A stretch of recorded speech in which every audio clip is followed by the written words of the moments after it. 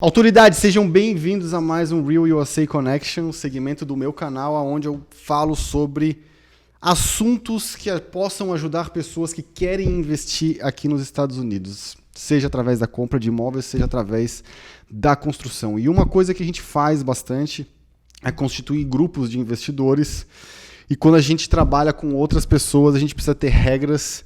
E dentro dessas regras entra todo o processo de compliance e a ética que a gente precisa ter com esses investidores. Por isso que hoje eu tenho aqui a Sandra Gonoretsky, que vai falar sobre esse assunto conosco. Ela é da empresa B-Ethics e a especialidade dela é justamente o desenvolvimento ou ajuda de empresas a colocarem o seu plano de ética e o seu plano de compliance e análise de risco em loco, né, Sandra? Pode fazer as honras de se apresentar para o pessoal para a gente começar essa conversa. Obrigada, Daniel. Obrigada pelo convite. Bom dia, eu sou a Sandra Gonoretsky, CEO da B-Ethics. Como o Daniel já disse, eu ajudo as empresas a implementar e a manter programas de compliance e ética e ajudo as empresas a fazer as coisas da forma correta. Sim. Sandra, para a gente começar assim, começar com uma clarificação, né? Não existe meio ético, né?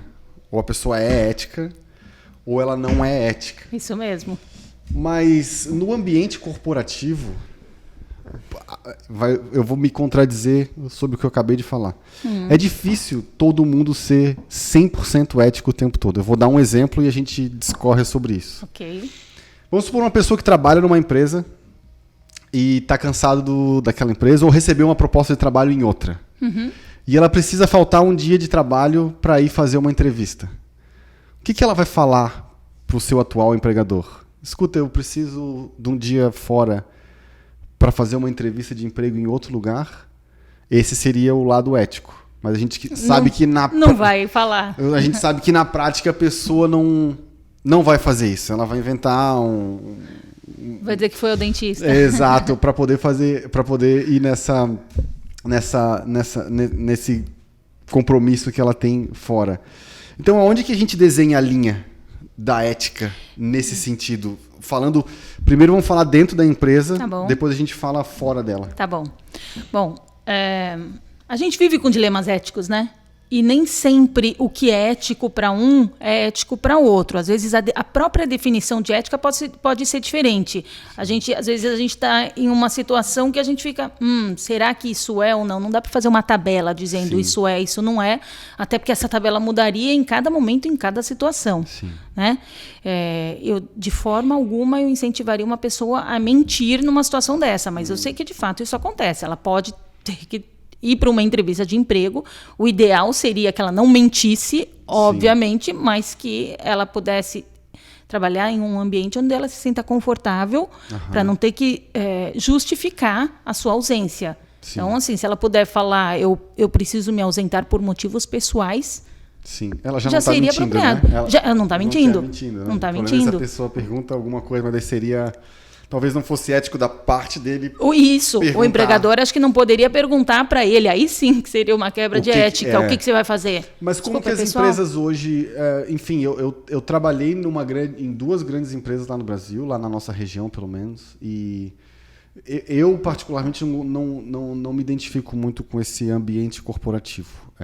Corporativo daquela época, a gente está falando de... Meu primeiro trabalho na empresa grande foi há 12 anos atrás e o outro mais recente, 5 anos. Que a gente sempre tem que se preocupar não só com o trabalho, mas com os outros, eu vou fazer isso, aquele fulano não vai gostar, e quando no fundo, muitas vezes a gente quer fazer o que é melhor para o negócio que a gente está trabalhando.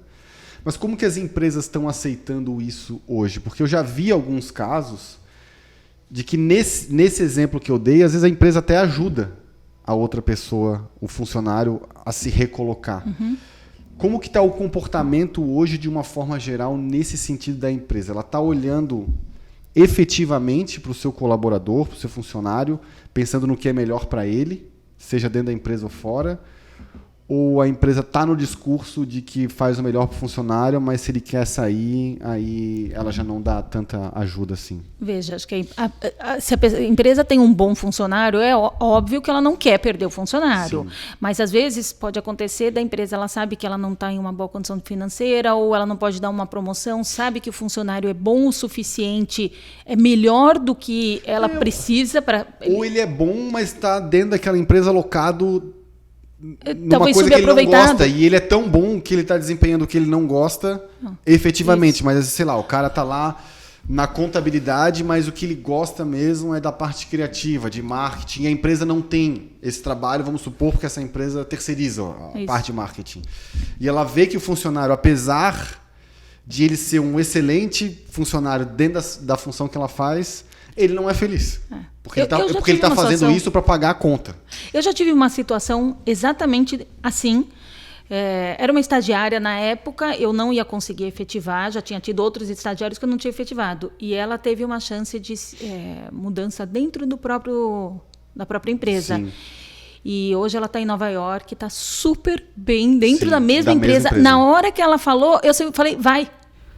Para ela foi assim excelente, mas assim nem pensar. É claro que nem todo mundo pensa assim, né? Claro. A pessoa vai pensar, puxa, eu vou perder, vou ter que treinar outro funcionário, vou ter que contratar, vai me dar um trabalho, ele já sabe tudo, vou demorar 2-3 meses. Ou seja, ela está pensando no problema dela. Claro. Está pensando no problema dela se o funcionário sair. Não necessariamente no outro. A gente tem todas as situações aí, né? Tem situações em que o bom líder, né, o correto, é incentivar. E tem situações em que a pessoa vai falar, não, eu não posso te perder, eu vou sempre sair prejudicado. E dentro do conjunto de regras que as empresas estabelecem, como tu falou, a ética, ela é um conceito mutável de pessoa para pessoa. Uhum. Então, quando a empresa faz o programa de ética dela, o código de ética dela, é aquilo que ela entende que seja ético. Isso. E todo mundo que está dentro da empresa tem que passar a acreditar naquilo ali. Isso, vou ou executar aquilo ali. A gente fala nos códigos de ética, por exemplo, sobre não discriminação, respeito. E às vezes tem uma linha bem tênue, uma pessoa que é engraçada por natureza, que gosta de contar piadas, e ela não percebe que aquela piada pode deixar uma pessoa ofendida. Constrangida com o que ela está falando. Sim. E às vezes é tão constante, é diariamente, e ela acha divertido porque as pessoas dão risada e ela não percebe que aquilo é porque o feedback que ela recebe é positivo, né? Quando está todo mundo concordando com ele. E tal.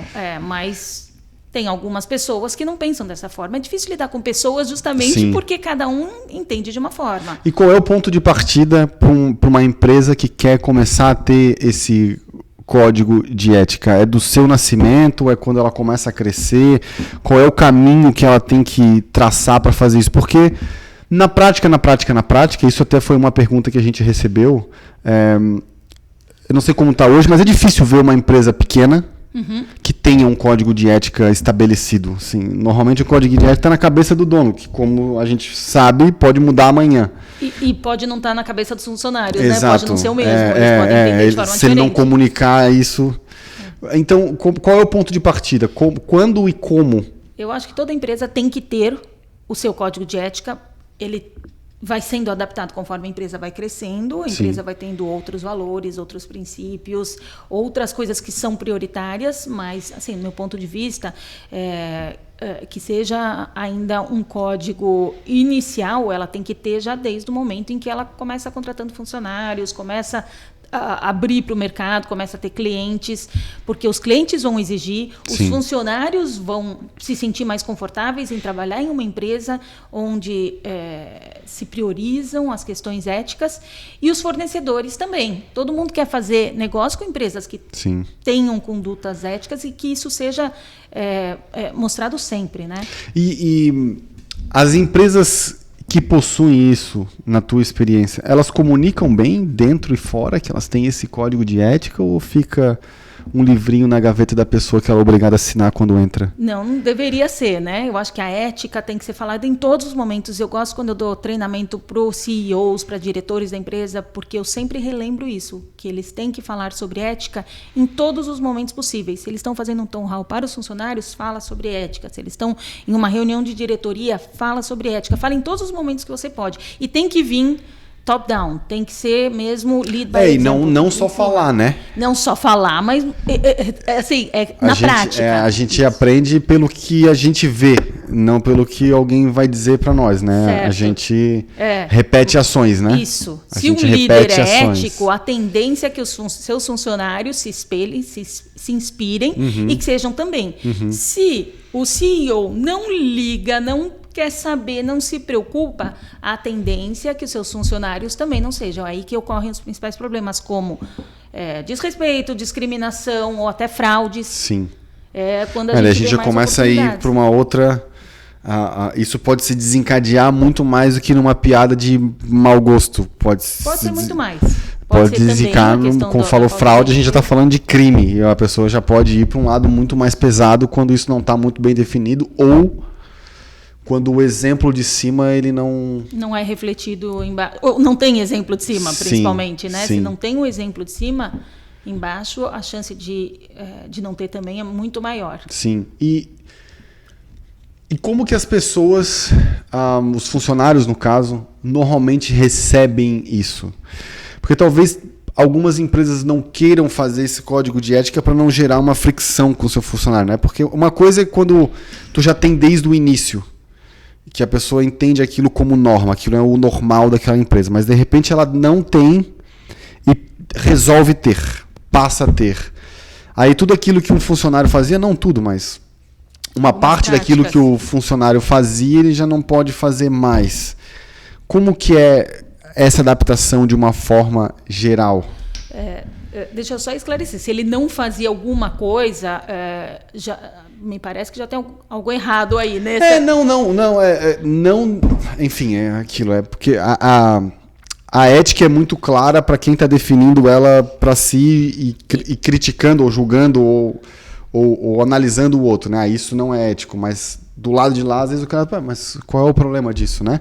Então, às vezes às vezes a pessoa faz não é por maldade ou por ela ser uma pessoa antiética, mas é que na concepção de valores dela, aquilo... Pode ser, não seja nenhum problema, né? Ou às vezes ela trabalha com pressão de vendas, de atingir metas, e ela faz coisas que ela julga serem corretas, porque é para o bem da empresa, mas que não são tão corretas na prática. Vamos dar um exemplo bem simples, embelezar números, né? Tipo, isso. 95 é quase 100, o cara fala, vendi 100. Tá errado. Não vendeu isso 100, não é vendeu 95, mas... Não é ético como... Isso é errado. Sim. Então, como que as empresas fazem quando já tem toda a empresa está em andamento? Eu acho que os funcionários hoje em dia eles veem isso muito bem. Em geral, eles veem muito bem, porque tem muita gente que sabe que tem coisa errada, mas que tem medo de dizer. Sim. Então, eles veem a implementação de códigos de ética, de políticas de anticorrupção como uma forma boa, como a empresa está melhorando. A tendência é que os funcionários, os corretos, os éticos, a tendência é que eles gostem, porque muda a cultura da empresa de uma forma positiva. Sim. Então, eles veem realmente como bons olhos. Eu quero trabalhar numa empresa que seja ética. Sim. E, hoje em dia, não existe mais lugar para pessoas que não são éticas ou que não têm esse pensamento. Não é aqui na minha empresa. É, para fora. E o dedo duro? Ele é ético? Isso vem de uma pergunta que fizeram ali, que eu pedi nas redes sociais, da Ana, que faz parte de um outro grupo que eu participo, e ela perguntou sobre canais de comunicação interno para... A gente pode embelezar o nome que quiser. Tá bom. Mas é para linha ética, canal de conduta. O fulano lá tá fazendo errado. Como é que funciona esse canal eu e como que essa... dedo duro. É dedo duro. Não, ele é um dedo duro, porque ele tá apontando alguém. Né? Como que isso vai ser entendido pela empresa? Provavelmente vai ser positivo. Porque, beleza, aquele cara tem que ser arrumado. Mas e os colegas, né? Como é que eles vão começar a olhar aquela pessoa que fez aquilo? Então... Essa pergunta é excelente. Bom, eu não chamo de dedo duro, eu chamo de denunciante de boa fé. Tá? Eu acho que isso é extremamente importante em empresas que tenham um canal de conduta, tenham uma forma com que a pessoa se sinta à vontade de relatar problemas que ocorram dentro da empresa e que isso não se volte a ela. Então, as empresas sérias têm esses canais de conduta, não importa se ele é interno ou externo, tem que garantir, primeiro, que a pessoa vai se sentir confortável, isso vai ser confidencial, isso não vai se voltar para ela, é a não retaliação, para que ela se sinta à vontade de relatar. É fato que, assim, muita gente não reporta por medo de retaliação. Sim. Vê as pessoas fazendo coisas erradas e tem medo. Sim. Quando eu dou treinamento, eu conto alguns dilemas éticos e tal, eu falo, quem já se viu nesses dilemas? Quem já passou por isso?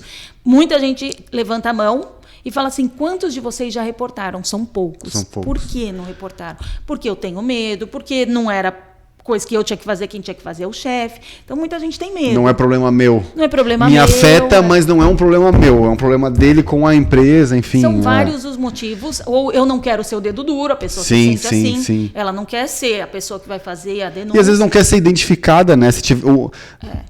A implementação de um canal anônimo facilita? Facilita, deveria facilitar, principalmente em empresas pequenas, em qualquer tipo de empresa, porque imagina uma situação onde a empresa não tem um compliance, isso fica dentro de alguma área que tem um certo conflito.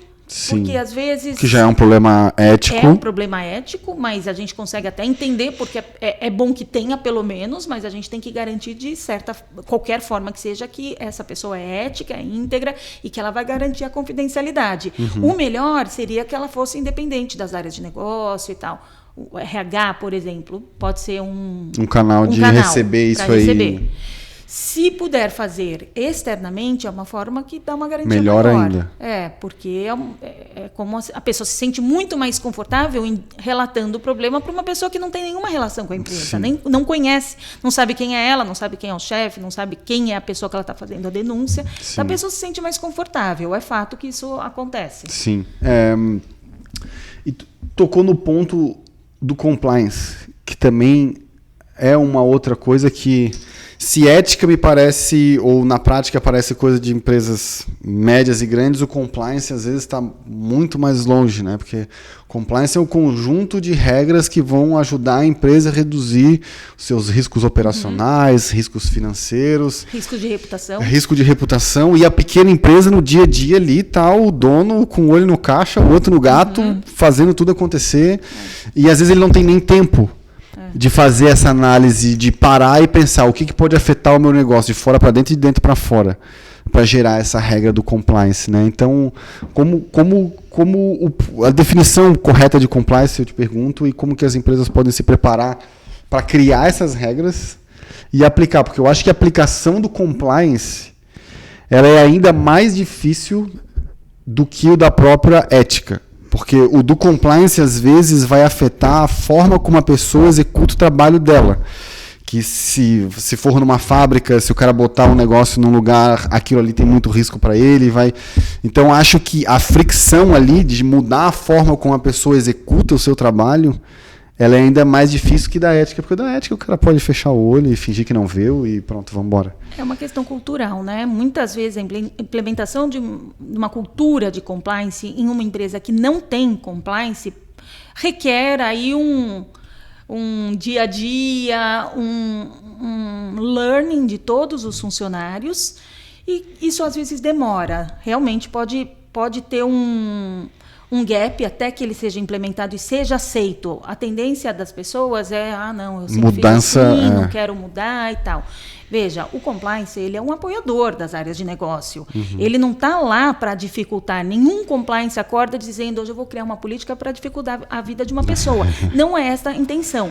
O que é importante as empresas terem ciência é que assim, não espere o problema acontecer para depois você corrigir. Porque aí você tem os seus riscos são maiores. Porque às vezes o cara sabe que pode ter o problema. Ele sabe, mas aí a gente entra na minha área de economia, é a questão da probabilidade e do resultado, né? Quando a gente fala, eu sempre brinco com esse lema que as pessoas dizem assim, né? Quanto maior o risco, maior o retorno. Não, quanto maior o risco, deve ser a sua percepção de ter um retorno maior. Mas não significa que tudo aquilo que tem um risco grande tem um retorno grande. Às vezes, essa conta não fecha e você descarta o investimento. E lá na empresa do cara, a mesma coisa. Ele está vendo assim, puta, isso aí, se der problema, vai ser um problema. Daí ele calcula na cabeça dele, numa conta arbitrária da cabeça dele, mas qual que é a probabilidade disso acontecer? Aí o cara pensa que é menos de 2%. Ok, pode ser mesmo. Aí é o risco e o retorno. Mas se esse 2% acontecer, o problema que ele vai ter na empresa é gigantesco. Mas mesmo assim ele olha assim, porra, mas se eu quiser resolver isso aqui, me parece tão dificultoso a criação de uma política de... Ele pensando, né, de compliance que, cara, deixa aí, a hora que der problema, a gente resume. Não deveria ser. Em geral, o compliance, ele trabalha já com os controles que existem. Ele... se não tem, cria. Se não tem, cria, mas assim, é com a realidade da empresa, né? De novo, ninguém quer fazer algo para dificultar o dia da empresa. E um ponto importante que você tocou é que às vezes ele sabe do risco, mas tem muitas vezes que ele não sabe, ele não consegue ver o risco. E aí eu acho que é bem importante o compliance, porque ele mostra para o CEO, para a diretoria, que tem aquele risco. Se ele quer correr o risco, não tem problema nenhum. Ele aceita o risco. Ele entende, aceita e faz parte daquele negócio dele, tá ok. Mas ele, pelo menos, ele passa a conhecer um risco que ele não tinha uma visão. É o que eu falo pro pessoal que vem construir aqui. Hoje a gente está aqui, eu há 5 anos, meu sócio já está aqui há 20 construindo. E o principal problema de quem vem construir do Brasil aqui é que eles não sabem o que eles não sabem. Isso. Que é o que tu acabou de falar. O cara nem sabe que tem o risco. Ele nem sabe que aquilo é um potencial problema. E por isso ele não toma uma medida para se prevenir daquilo. Isso também é importante, porque ainda mais aqui nos Estados Unidos, né, que as multas são altas, prisão acontece de fato. De fato. Né? E pode tirar a empresa do mercado, tem uma série de consequências. Então, acho que por isso que é bem importante que ele tenha ciência, ele precisa saber os riscos do negócio, se ele tem os controles adequados para mitigar aquele risco, se os controles não estão bons, vamos dizer, o risco é muito alto, ele detectou, o risco é alto, a probabilidade é alta, os controles são falhos. Por que ele não vai fazer nada, né? Por que ele não vai fazer nada? Então, isso é um risco realmente que ele incorre e que pode acontecer. Talvez ele tenha que tomar algumas medidas que ele não está tomando. Sim. Agora, se o risco é baixo, a probabilidade é baixa, os controles são bons, ótimo, ele está num bom papel. Voltando ao risco alto, se ele ainda assim ele quer assumir que ele tenha ciência daquilo, ele sabe, ele conhece e ele quer porque ele acha que o risco, ainda que seja alto, vale a pena? Ok, mas você tem ciência de que você pode ser preso por isso, por exemplo? Então, ele precisa entender, de fato... Que esse é o risco máximo, né? Porque dinheiro a gente corre atrás agora. Ser preso ser preso ou a reputação da empresa... perda de negócios, perda de clientes. A gente sabe que tem construtoras que foram envolvidas na Lava Jato, que perderam muitos contratos e que hoje estão... Enfim, não só construtoras e Lava Jato, mas atletas que se envolvem com drogas, que fazem declarações controversas. Tudo isso faz parte... de compliance e de ética. A pessoa, será que eu devo me pronunciar sobre aquilo? Qual que é o risco? O risco é eu perder meu contrato. Beleza, o que é mais importante para mim? Eu ser livre para falar o que eu quero ou eu perder meu contrato? Beleza, eu identifiquei o risco, sei o que pode acontecer, mas quero tomar essa decisão de falar o que eu quero. O cara pode perder os contratos deles, enfim, como aconteceu.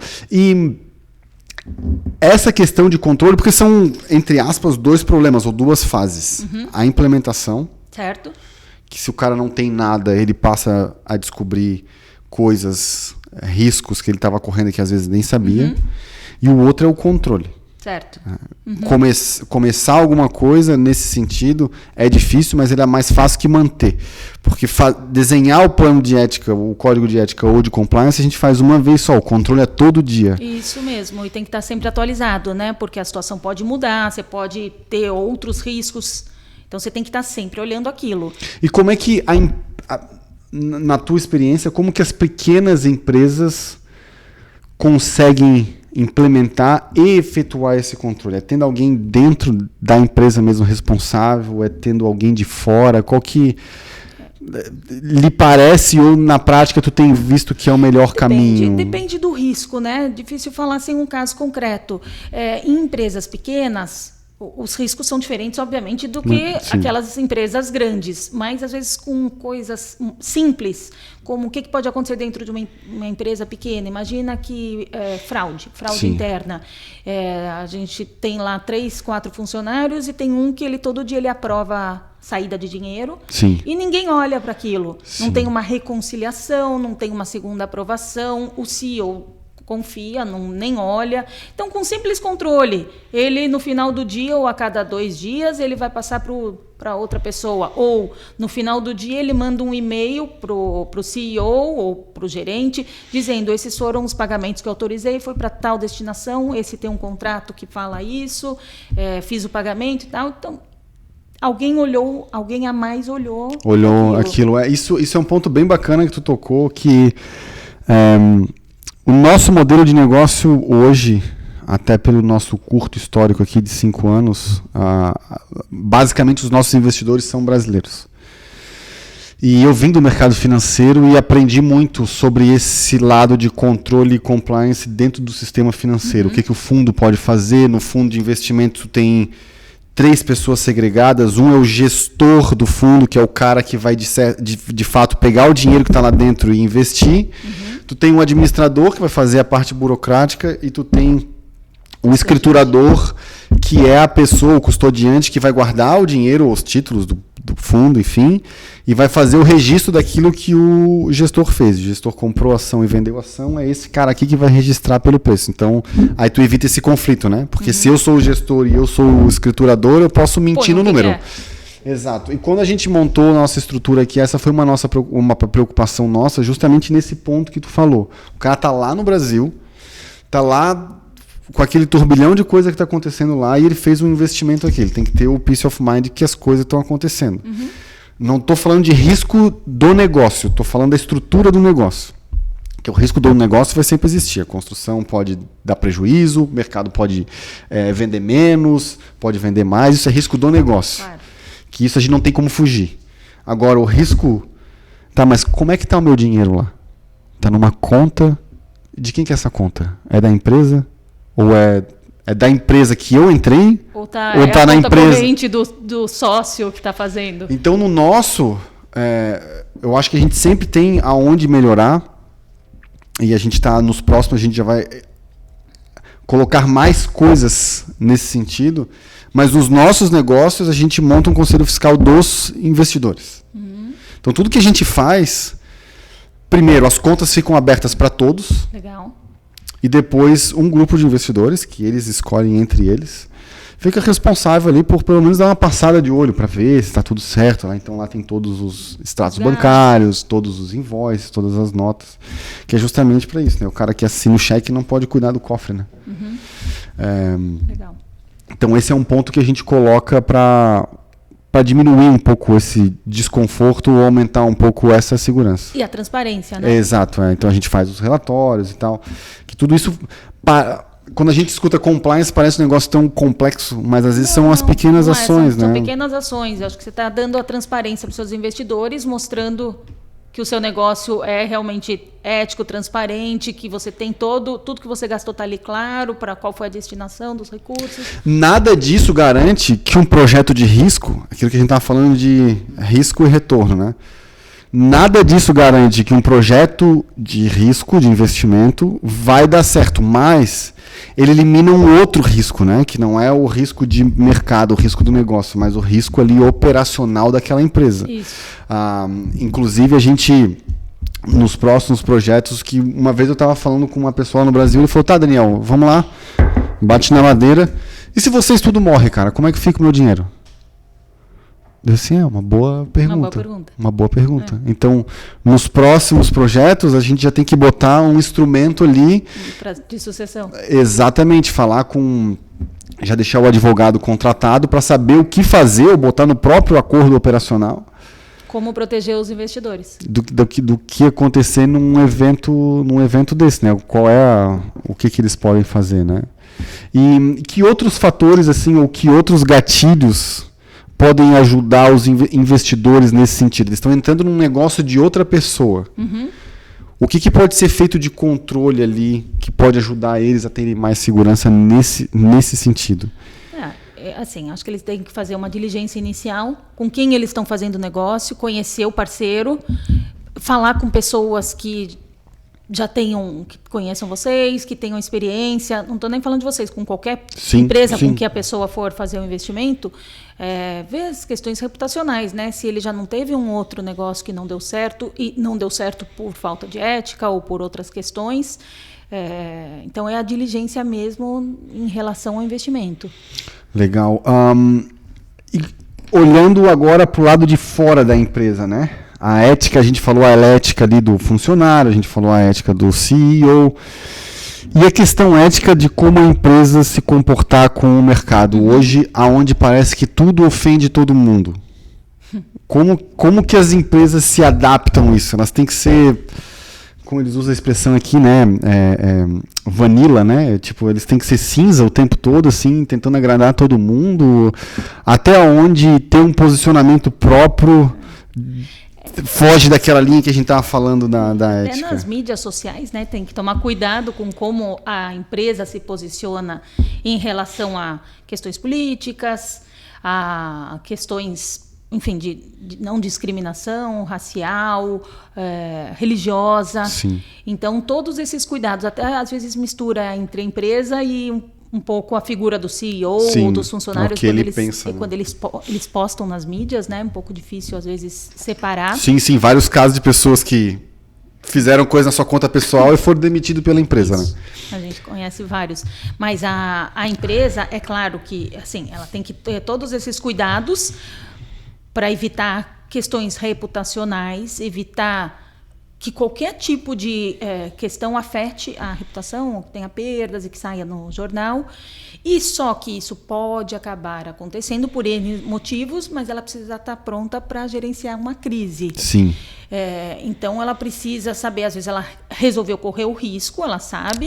Isso que eu ia perguntar. E se acontecer, eu vou estar na primeira página do jornal. Não gostaria, mas e aí? O que vai acontecer? Como que eu vou responder para isso? Porque assim, eu também concordo contigo que tem que ficar fora de questões, assim como política e tal. Mas tem empresa que quer ter o seu posicionamento. Inclusive no Brasil, uns 2 anos atrás, teve um caso bem peculiar que deu uma reviravolta na internet muito grande. Era uma empresa de móveis. E eles fizeram uma foto para divulgar um móvel, que sei lá, era de um banquinho de sei lá o quê, e botaram uma mulher de biquíni. Aí desceram o cacete na empresa porque a exploração do corpo da mulher, não sei o quê.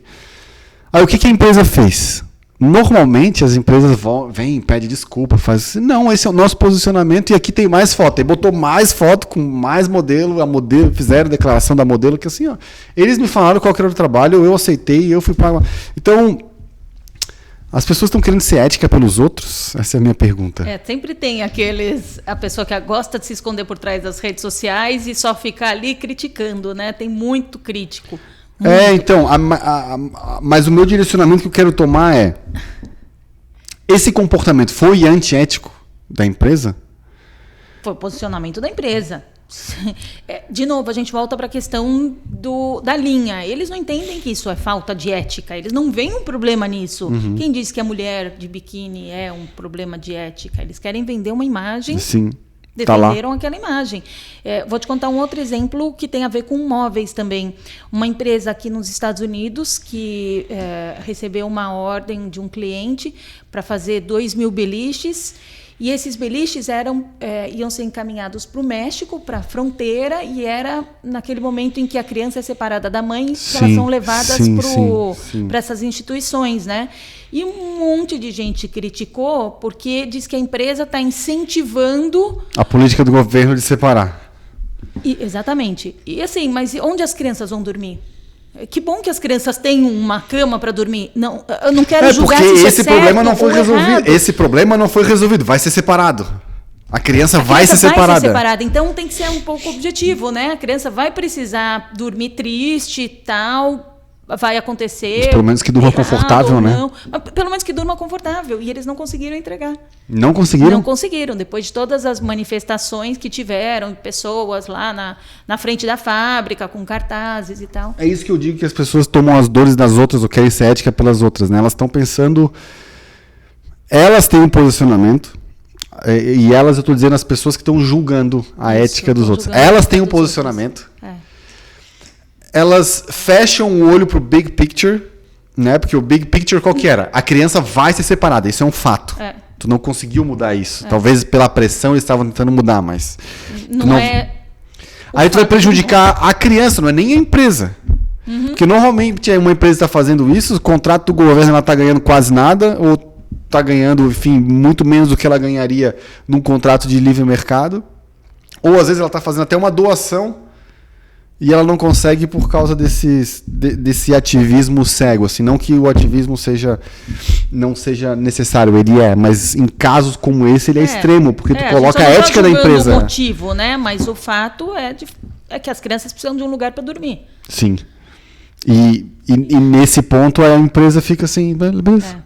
Aí alguém julgando a ética dela, né? Alguém julgando a ética dela perante o mercado. Sandra, como que as empresas podem começar a implementar isso? O código de ética na prática e o teu sistema de compliance? De riscos isso. e tal. Qual é o primeiro passo ali para eles seguirem? O primeiro passo sempre vem da alta administração, tem que ter o comprometimento da alta administração, porque isso vai afetar o dia a dia das pessoas que estão embaixo. Então é importante que o CEO, a diretoria esteja comprometida e que fale sobre isso para os funcionários. Fala, olha, é para a sua melhoria, é para a melhoria da empresa, então... estejam cientes e ajudem. Para começar, tem que ter um mapeamento dos riscos, como a gente já falou, identificação dos riscos, dos controles, quais são os mitigadores e que vocês saibam se o risco é alto, médio ou baixo. E a implementação do código de ética, eu acho que são duas coisas que são pilares mesmo de compliance, e depois a comunicação para os funcionários, os treinamentos e tal. É um início aí para uma implementação de um programa básico. Os programas eles são adaptados conforme o tipo de empresa, então a gente não vai implementar milhões de controles para uma empresa pequena que não precisa. Ninguém quer dificultar a vida. A gente quer fazer com que os programas sejam realmente adequados ao porte daquela empresa e adequada à situação da empresa. Se a empresa é do ramo financeiro, lavagem de dinheiro é uma questão importante, então vamos ver quais são os pontos que a gente tem para mitigar que ocorra a lavagem de dinheiro. Seja a melhoria no processo de conhecer o seu cliente, seja na implementação de um sistema, vamos olhar as listas de OFAC. Ok, para outras empresas isso não é uma realidade. Não tem por que fazer isso. Não tem por que fazer. Então vamos fazer os controles mais simples, adaptados àquele seu negócio. Numa empresa pequena e média, qual é o prazo médio, mais ou menos, aí desse processo todo que tu falou, desde a identificação dos riscos e mapeamento até a gente chegar lá na implementação para os funcionários? Não tem um prazo certo para isso. Isso pode ser feito rapidamente. Sim, depende do comprometimento de todo mundo também. Isso. É o compliance de papel, isso não funciona, é fazer aquela política bonita, pôr no site ou deixar na gaveta pior ainda. Os valores, né? Os valores da empresa, ela bota lá no site e ninguém lá dentro sabe. Ninguém nem sabe. Exato. Isso. Então, não. Então, você tem que implementar e você tem que comunicar com frequência constante, relembrar, fazer treinamentos. Isso até é uma forma de mitigar problemas para a empresa no futuro. Por exemplo, a política de anticorrupção da empresa. Conforme a lei de anticorrupção no Brasil, se você tem um programa de compliance, se você mostra que o seu programa é eficaz, mas que teve alguma falha, você tem isso, a leniência a seu favor. Você mostra, veja, eu tenho a política, eu fiz os treinamentos, isso ocorre, eu tenho realmente os controles. Mas houve uma falha. Não dá para ser 100%, né? Não dá para ser 100%. Você tem lá uma empresa grande, 1.000 e tantos funcionários, um funcionário falhou. Foi por conta e risco dele, não em nome da empresa. Você consegue comprovar que aquele funcionário subornou um oficial do governo, por exemplo, por conta e risco dele, que o CEO não é complacente com isso e tal. Você consegue comprovar de todas as formas que ele conhecia a política, que ele sabia e que ele fez isso por si. Só isso diminui, obviamente, Tu vê uma diferença muito grande das empresas no sentido de implementar essas regras lá do Brasil aqui nos Estados Unidos? Um lugar é mais comum ou corriqueiro ou está mais enraizado na cultura do que no outro? É que, assim, como a lei de anticorrupção no Brasil é relativamente nova, este assunto no Brasil é um pouco mais novo do que aqui. Aqui nos Estados Unidos, as empresas já têm compliance implementado, instituído, funcionando. Sim, mas daí já mostra um problema, né? Porque no Brasil, o empresário, então, só decidiu fazer porque agora veio uma lei. Sim. Porque o problema de ética e de compliance sempre existiu. Isso mesmo, sempre existiu. Né? Então, mas é porque ele deixava para lá, né?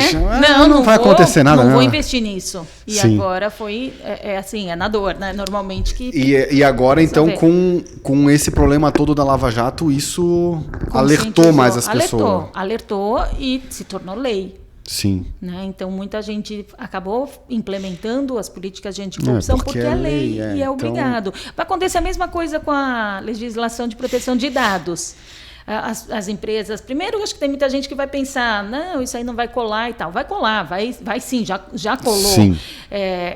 Ela já está em vigor e as empresas têm até agosto do ano que vem para implementar. Não deixem para o final, porque requer o envolvimento de todo mundo da empresa. É bastante relevante, às vezes tem um trabalho muito grande para ser feito. E funciona através de denúncias, né? Então, as denúncias que vêm de fora, você não consegue conter. Vai ter muita denúncia. Meus dados foram violados dentro dessa empresa. Sim. Porque a proteção de dados é do cliente, né? Também. Isso. Não é só de quem está lá dentro, né? Não, e o cliente vai... A empresa precisa estar preparada até para isso. Se o dado for violado, como que ela vai reagir àquela crise, né? Sim. Como que ela vai se posicionar? Aconteceu... Essa questão do compliance, inclusive, entra até a forma, ou enfim, compliance e ética, mas acho que é mais o compliance, até a forma como a empresa vai passar a sua mensagem, né? Até como ela vai se comunicar. Com certeza, mesmo, porque o parceiro dela, o cliente dela, ele quer que a empresa tenha. Eu já ouvi de clientes que me procuraram falando, então, os meus clientes estão querendo ver a minha política de ética, o meu código de ética, eu não tenho. Aí ele vem querer implementar porque ele percebeu que ele deixou de ser competitivo no mercado porque ele não tem. Sim. Então isso acontece também, né? Mais lá ou mais aqui? Não, aqui eu vejo assim, muitas empresas já entendem isso de uma maneira muito mais fácil. Muito mais clara. Porque... Eles não vêm na pressão de lei ou de cliente, eles já querem ter mesmo. Eles já querem ter, não só isso, como assim, eles já têm, agora eles estão numa fase de melhorar o processo que eles têm. Sim. Eles já tinham, agora querem deixar melhor ainda. É isso. Legal. Sandra, acho que deu para a gente esclarecer bastante esse assunto. Ele é um assunto bem extenso e bem complexo. E importante, né? Principalmente para quem, enfim, trabalha com investidores, com parceiros. Mas, enfim, ele é importante para todo mundo porque, como a gente mostrou, tem muito lado dentro da empresa, mas muita coisa se reflete fora também, né? E toda empresa precisa olhar para fora e como que ela está se comunicando com o mercado. Então, acho que foi bem bacana. Obrigado por aceitar o convite de participar aqui com a gente. E espero que o pessoal tenha gostado bastante. Eu acredito que sim. Obrigada. Eu que agradeço. Fechou?